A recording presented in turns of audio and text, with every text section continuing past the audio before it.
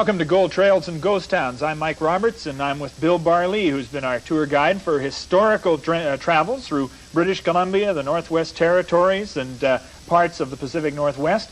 Today we're going to take a look at an old-time camp. Now, all the other towns we've talked about have been real towns, communities, but this one's called Camp McKinney. Where's Camp McKinney, Bill? Well, Camp McKinney is on the eastern part of the Okanagan, between the Okanagan and the Boundary Country, Mike, in the southern interior of British Columbia. Why didn't it become a town? Probably never got beyond the 300 mark in population, maybe 350 possibly, but around 250, 300 people, never did become a town. And with that kind of population, was it short-lived? Fairly short-lived, about 15 years, Mike. Okay. And it has some great stories associated with it. We haven't heard much of the violence of the early mining days, because BC seemed to be a pretty calm place, but there's some violence here.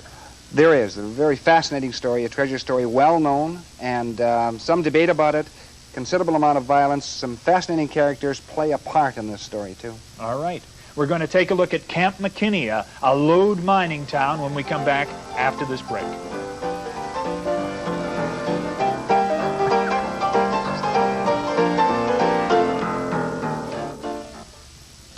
About Camp McKinney, this country down there has got some, well, it's pretty harsh country in the first place, but names like Anarchist Mountain associated. Where did that name come from? Well, Anarchist is just south of Camp McKinney, named after a man called Sidley, who had homesteaded in the area, and he was such an anarchist, they decided to name the whole mountain after him. Well, interesting, fascinating character. Well, obviously was a pillar of the society he wanted to tear down. Yeah.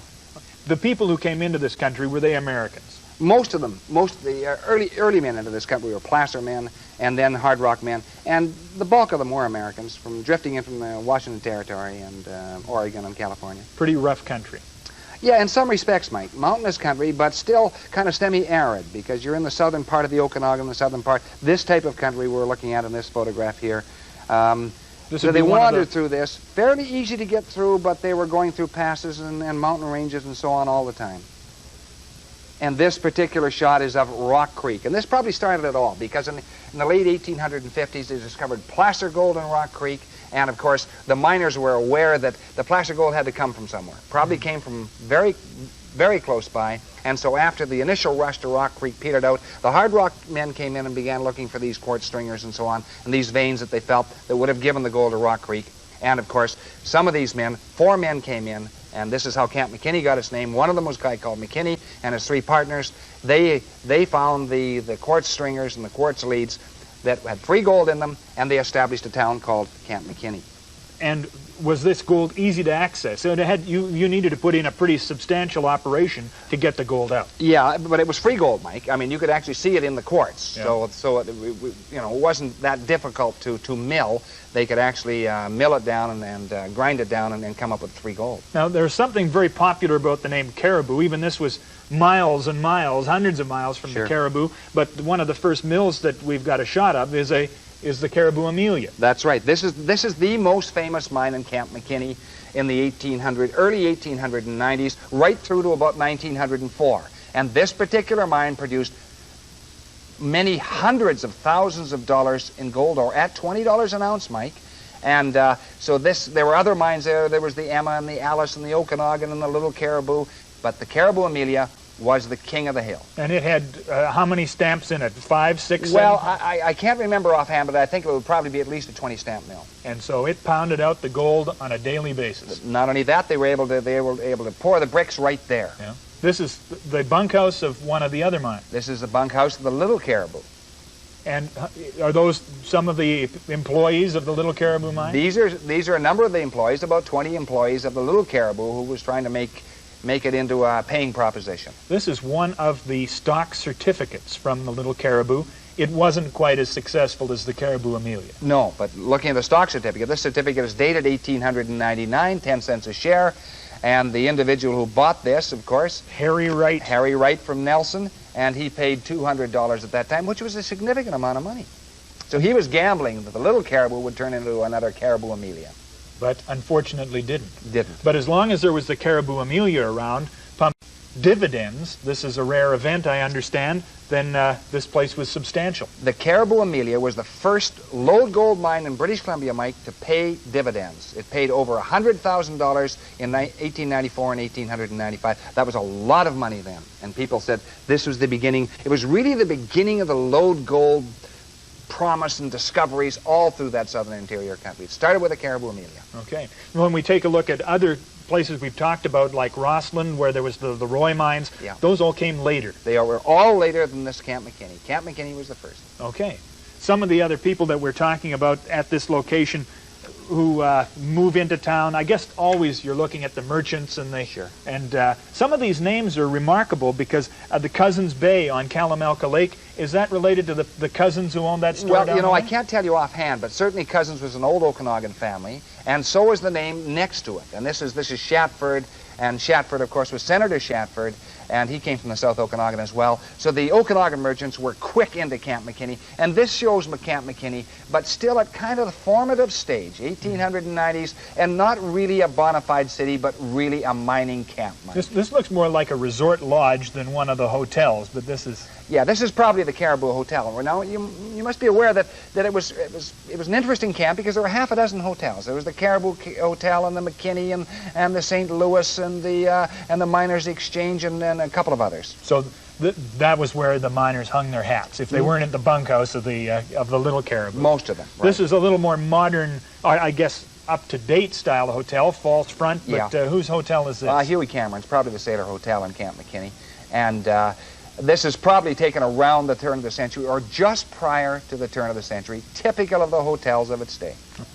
And the characters that pose for these photographs out in front of these hotels, do you know who any of these characters are? No, but I imagine Huey Cameron was there. And there were a lot of fascinating characters in Camp McKinney. And, of course, our central story revolves around one of these guys, a guy called Matt or Matthew Roderick, generally known as Matt Roderick. What line of work was he in professionally? Well, he was a mining engineer.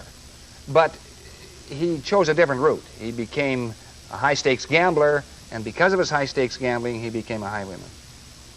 So that's an interesting route from university to the School of Hard Knocks. Oh, yeah, very fascinating character. Matt Roderick. Matt Roderick. Sounds like a name out of the Old West. Yeah, well, it is, actually. He was an American. We don't know exactly where he came from, but he drifted into Camp McKinney, and this leads us to the central story of the old gold brick robbery. Now, as you already pointed out, the mines at Camp McKinney were regularly pouring bricks of gold. Now, what would happen to those bricks of gold? Where would they go? Well, it's rather interesting, Mike, because there were significant numbers of bricks coming out of Camp McKinney at this particular time, and they would send out several shipments a month, usually, and the shipments would range from 500 to 700 ounces each, poured into a crude brick. So it'd be cast 2 or 3 or 4 bricks, depending how much they'd produced up to that point, and they'd be carried down from Camp McKinney, down the old stagecoach road into Midway. Then they'd be transshipped into Spokane, which was the headquarters of the Caribou Amelia. And they do this, what, daily, weekly? Well, usually once every couple of weeks. Yeah. Obviously, that was a great lure for a engineer come highwayman who was losing at the high-stakes table. Yeah, but it's an interesting story. And what happened was this. On the 18th of October, 1896, just short of 100 years ago, a guy called Macaulay, George Macaulay, who was a large shareholder of the mine, loaded several bricks into the wagon which carried the gold bricks down in the Midway, and used an express bag to put the bricks in. Mm-hmm. So he carried that in the seat beside him, and loaded this express bag on board, went down the trail several miles, and there in the center of the trail, according to his version, if we believe it, a highwayman stepped out in front of him, and this is McMinn's Meadows, right close to this spot here. Highwayman stepped out in front of him, leveled a Winchester at him, and said, throw out the gold bricks. And he did not hesitate. He threw the old express bags down on the road and was told to whip his horses, get out of here, which he did. So the gold bricks would be in bags very similar to these. These are not ones from that scene, but no. This is the way they'd be carried. Very similar to that. They'd be carried inside the flap, and 1 or 2 bricks on either side. He was carrying at that time over 600 ounces of gold made into crude bricks. So, and at $20 an ounce, this is... At that time, $12,000. Now, worth well over $300,000. All right. Well, that sounds like a robbery. Who were the characters that were implicated in it? Well, it's an interesting story that unfolds as time goes on. So Macaulay then goes down to Midway, and he rouses the two constables, a guy called McMinn and Dinsmore. The McMinns are still in the Midway country, and they come back to McKinney and search the immediate area, and they come across where the guy had sat down and had himself a little drink, so there's some empty bottles there, and that's all they find. They don't know anything about it. But the company is not happy with this at all, the Caribou Amelia company. So the president of the company offers a reward of $3,500. A lot of money in 1896, Mike. And as a result of that, he gets an anonymous letter from a guy who evidently met Roderick in Orville, or Old Oro, which is just on the U.S. side. And they were drinking in a saloon there. And after their drinking bout, Roderick suggested they knock off the gold wagon coming out of Camp McKinney. Well, he travels with Roderick to Camp McKinney, but decides against it. He goes on to Rossland, the old Golden City. But then he hears about the robbery, so he writes back that maybe Matt Roderick is implicated. So the company then searches for the name Roderick. Yes, it's on their payroll, and he had booked off sick the day of the robbery. And what date was that? That was August the 18th, 1896. All right. Now, on that day, he booked off sick. Yeah. Where did he go to after that? Well, that's interesting, because not only did he book off sick, but several days later, he left by stagecoach, probably haul lines, and left heading for the west and disappeared out of Camp McKinney. But somebody saw him aboard the stagecoach, and they were quite sure that he was not carrying any luggage that would have concealed 600 ounces of gold. But indeed, he may have been carrying a small bar, because there was a small bar and two large bars. And that was evidently the case, because the company then put Pinkerton detectives on his tail. They followed him to Seattle, and he stayed in a boarding house there for several weeks, actually almost 2 months. And he was spending money rather lavishly, which they felt he should not have. And they felt that he was spending the proceeds from the small bar that had been on the stage. So they followed him, and eventually he left Seattle, boarded a train, and came east again. Stopped at the old town of Concanelli in the state of Washington, bought a horse, a dapple gray horse, from the sheriff there, which is kind of surprising, and then rode north into Loomis, another old mining town, then came up through Loomis and came up to Nighthawk, and up past Nighthawk, and up into the country we've discussed before in another program, which is the Speaking Rock country. Okay. Now, as he came into that area, what did they suspect him of? The Pinkertons at this time were saying, what were their suspicions? They notified the Canadian authorities, and the Canadian authorities were then, that was their responsibility from then on. And who did the Canadian authorities appoint to be their representative? They appointed the most logical guy in the Okanagan or the Southern Interior, and surprisingly, he was an Indian. His name was Long Alex. He was a chief of the Inukanique Reserve, actually an Okanagan Indian. Here he is on his famous white horse, and he's in an old mining camp. This happens to be Fairview, and he patrolled that country from Fairview through Camp McKinney into Greenwood, all that southern interior. He was allowed to arrest not only Indians, but also whites. He was a bona fide lawman. He struck an imposing figure aboard that horse, and he was a very big man. Oh, you bet he was. He was at least 6'4", perhaps 6 feet 5 inches, hence his name, Long Alex. Here he is wearing the badge of respect.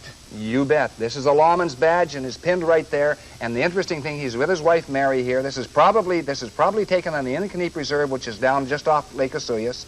And his gun, which he wore all the time, is strapped on in the Canadian lawman's way. It is on his left side. That's a crossover reach.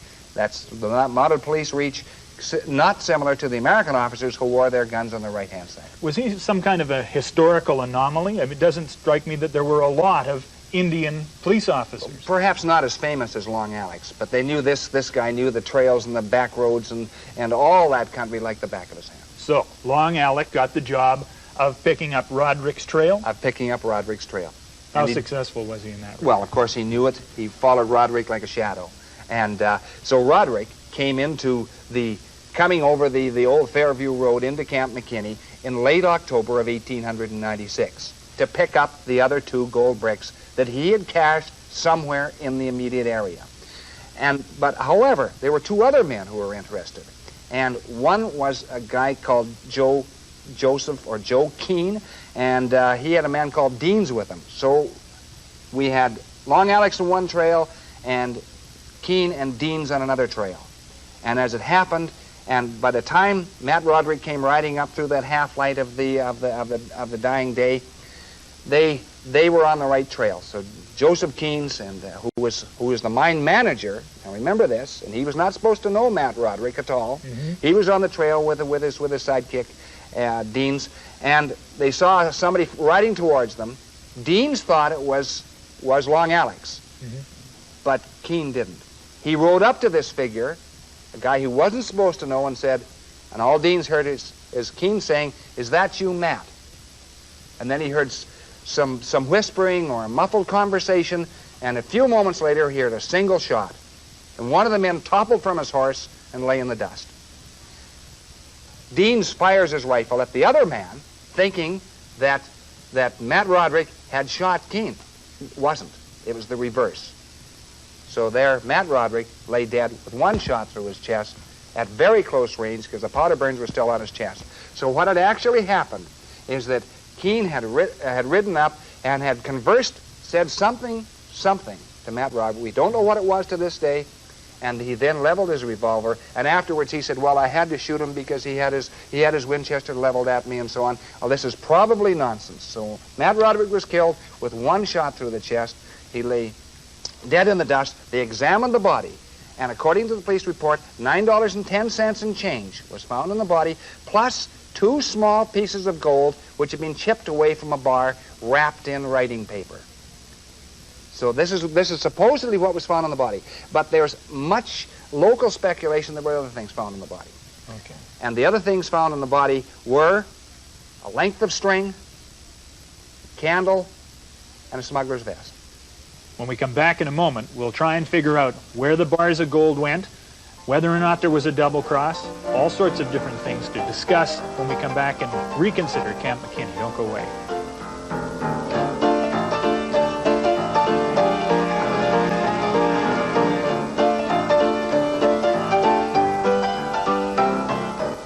Gold bars in the Camp McKinney robbery. Yeah. Let me see if I got this straight. Matt Roderick is part of a hold-up crew that take 2 large gold bars and a small one from the wagon that's taking it down to Midway. Right.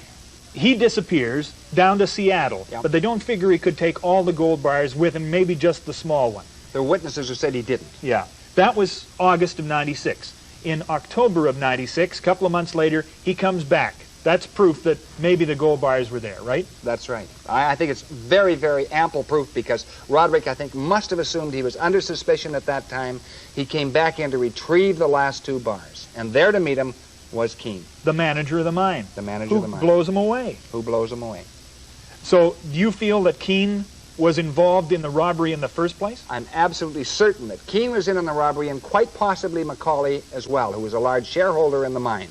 So I think Keene, Macaulay, and Roderick were all in it together. I think they planned it well in advance, and Roderick double-crossed them, and then Keene was willing to double-cross Macaulay because he, I think, assumed that he knew where they were. He shot Matt Roderick, and at very, very close range, powder burns right on him, and Roderick was gone, so then it meant a one-way division. That was to Keene.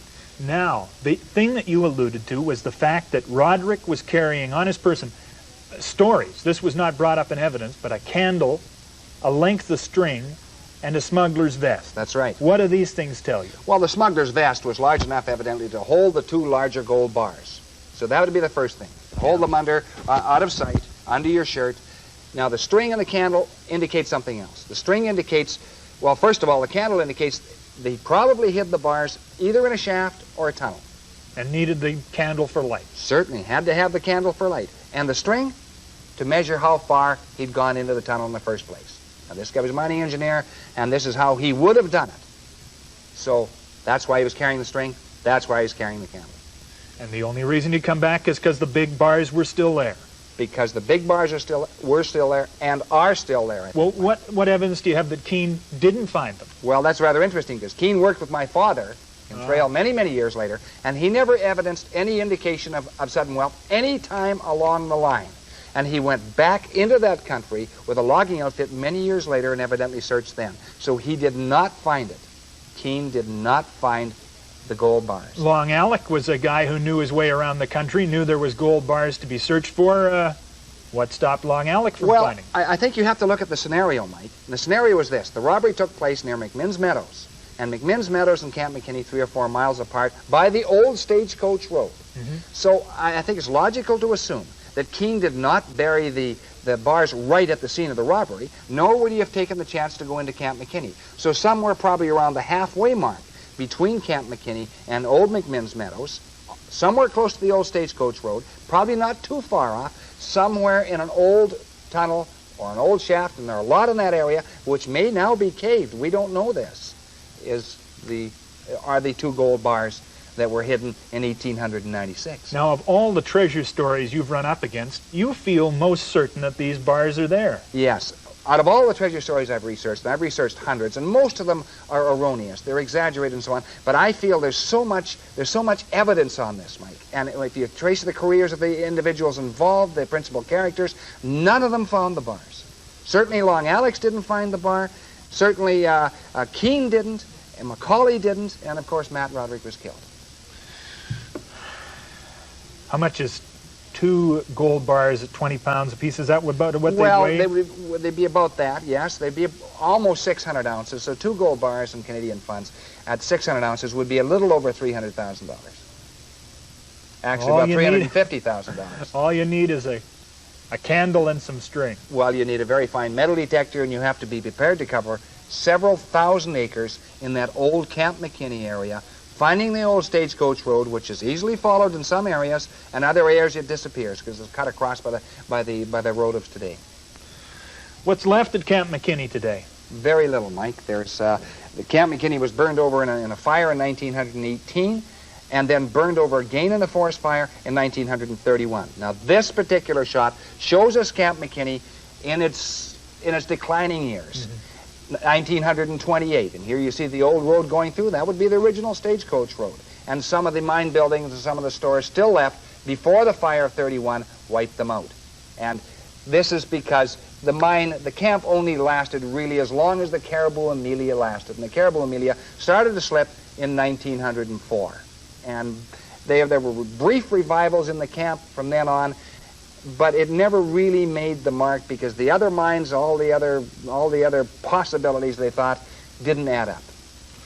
Fascinating story. And you can still wander up there and see what's left of the diggings and a few shafts, and maybe with a candle, some string, and a metal detector, a load of your own. And a lot of good fortune and good luck. Okay. Bill, thank you very much.